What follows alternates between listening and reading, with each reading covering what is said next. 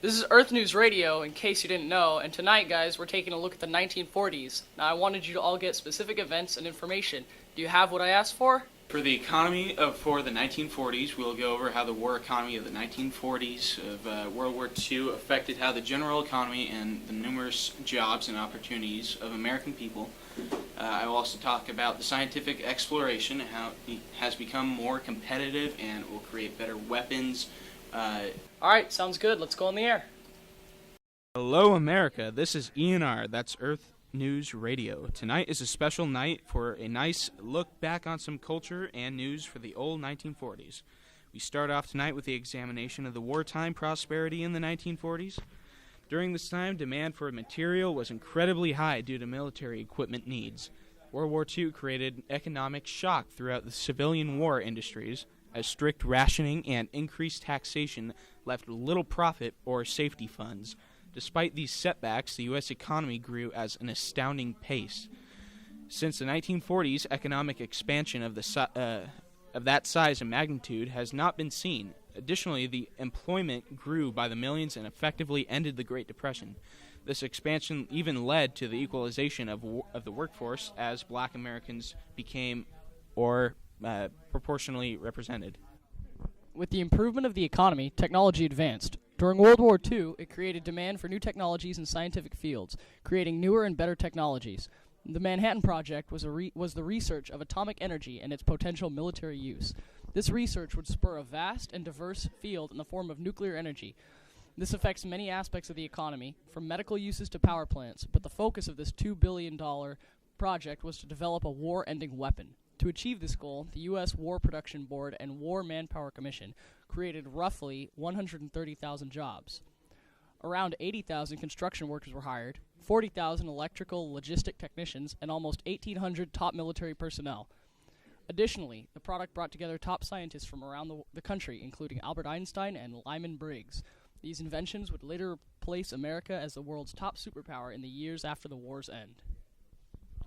Now, the effects of this GI Bill have been tremendous effect, to say the least. The amount of education that has been poured into these soldiers has allowed the economy to thrive and give investors something to rely on.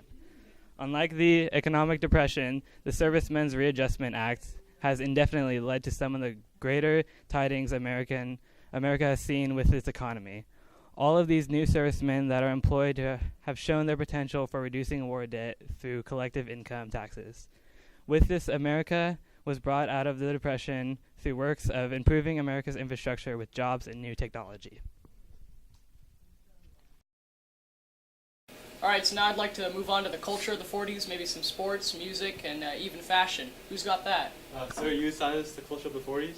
Alright, let's go get it done. Alright. See you guys.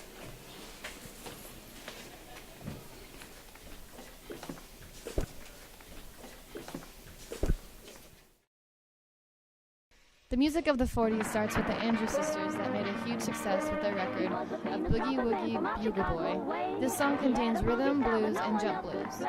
Next is Bing Crosby, who had such a smooth voice, which makes him one of the most popular singers today. James Baskett had his huge record, Zippity Doo-Dah. Some other famous and well-known artists are Billie Holiday, Artie Shaw, and Duke Ellington. Some famous American composers are Aaron Copland, Appalachian Spring, and William Schumann. The radio was a lifeline for Americans in the 1940s because it provided news, music, and entertainment. Kate Smith and Arthur Godfrey were popular radio hosts. Also because the 1940 and Summer and Winter Olympics were going to be held in Japan, which was an enemy of the Allies. Even sports couldn't hold together. The world was that deep in war. For fashion, women's outfits changed many years, but during this time, the war changed the look and fashion of women forever. They shortened their skirts and wore clothes that were more masculine and comfortable. As for the men, a popular outfit were the zoot suits. A zoot suit has high-waisted, wide-legged, tight-cuffed pegged trousers, and a long coat with wide lapels and wide padded shoulders. Often zoot suiters wear a felt hat with a long feather and pointy French-style shoes. Some popular films now are Casablanca with Humphrey Bogart, It was set during World War II. It focuses on a man torn between, in the words of one character, love and virtue. This movie was popular because it revolved around World War II and many people found it entertaining. Another film that was popular was the musical film called Meet Me in St. Louis. A big star that was in it was Judy Garland, the story of an American family living in St. Louis at the time of the Louisiana Purchase Exposition World's Fair in 1904. This was very popular because Judy Garland had a huge role in this time, and she moved the social cinema. Alright, so who did I assign the New Deal to? This is what we have for you. We're going to give a general overview of what the New Deal during the times under FDR, Franklin D. Roosevelt, and what it did to the economy and other sectors. What do you plan the 3 R's? Reform, relief, and recovery also. And then we're going to follow with a segment on a debate between 2 historians during the 40s, and one historian's debating on whether it's socialism and the other on capitalism. Sounds like a good debate. Can't wait. Why don't you head over to the broadcasting booth after the advertisement? Look, here is the new Band-Aid plastic strip with new Super Stick. It sticks better than any other bandage. The proof?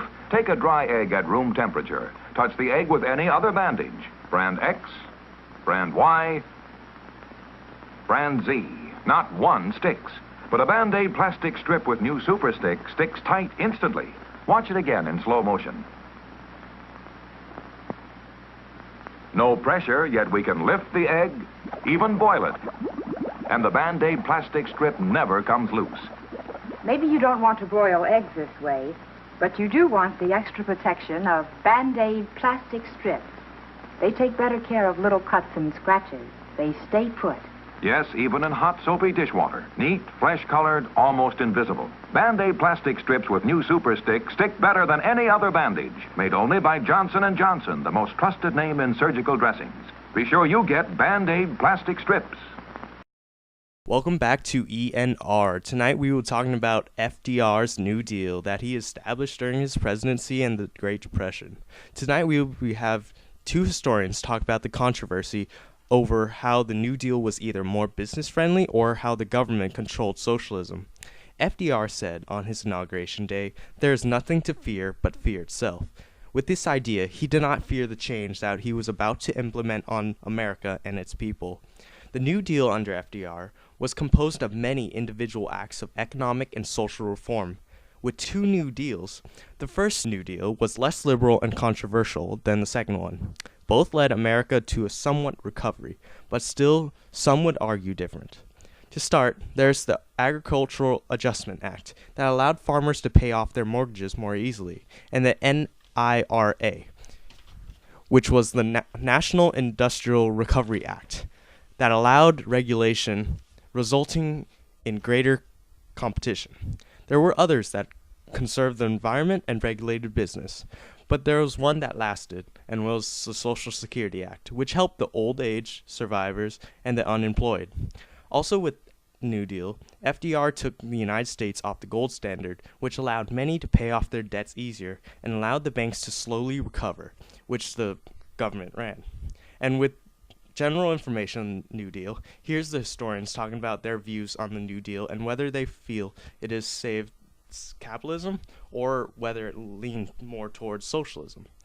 To start, the historian, Elijah Goebel, is a conservative Republican that believes that FDR was a socialist and that wanted to change the government and the economy through socialism, which later turned dictatorial if the judicial branch wouldn't have stopped him.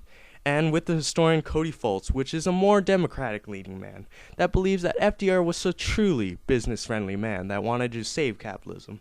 And so we begin with our argument with Mr. Goebel and the New Deal's socialism. Many Americans today can understandably see that the New Deal was a socialist idea where the federal or state government overseen means of production and trade. This is precisely the outcome of the New Deal. Even with some programs, the Supreme Court ruled them unconstitutional because of the economic meddling by the federal government. The New Deal actually did not help the country out of its problems, but create another miniature depression. Unemployment dropped when jobs were created, but was not sustainable, therefore losing those jobs and raising the unemployment to up to 20%, as well as the federal government at the time, which used deficit spending to try to help the economy, but in the long run hindered the economy because of the huge debt. Also, with FDR taking America off the gold standard, American businesses could not make such a profit for trading overseas. This, therefore, is hindering American business and should be seen as such. And with that, we go to Mr. Fultz with his rebuttal against how the New Deal was not attacking, but saving capitalism. The New Deal was a program which many would say was not business-friendly due to the amount of regulation in the public and private business sectors. Ironically, however, this regulation is what saved the economy. For instance, the market crash of 1929 was a resultant of over-speculation of the stock market. Companies were also watering their stock prices, causing instability in the market. Eventually, the government allowed markets to function and did not actually regulate it, as in the definition of socialism. Moreover, with the Securities Exchange Act of 1934, the government was permitted to help regulate the security for trading in the secondary market, saving companies millions of dollars each year. In addition, the New Deal allowed the U.S. to get off the gold standard, making America's dollar more flexible, allowing more debt to be paid. As FDR claimed, the New Deal was a reform movement and not a radical idea.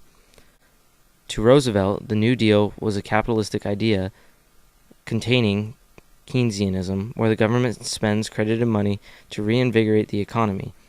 Thus, many understand why the New Deal was in fact business-friendly. After 6 long years, World War II had finally come to a close on August 14th of 1945.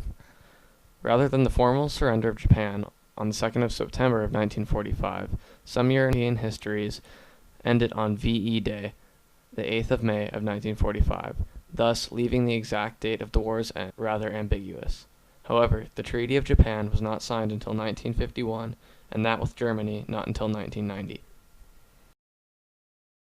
All right, great job, guys. I think we did really well. We had good info. We had good flow and substance, and I think that our broadcast just overall it went really well. How would you like to swing on a star, carry moonbeams home in a jar, and be better off than you are?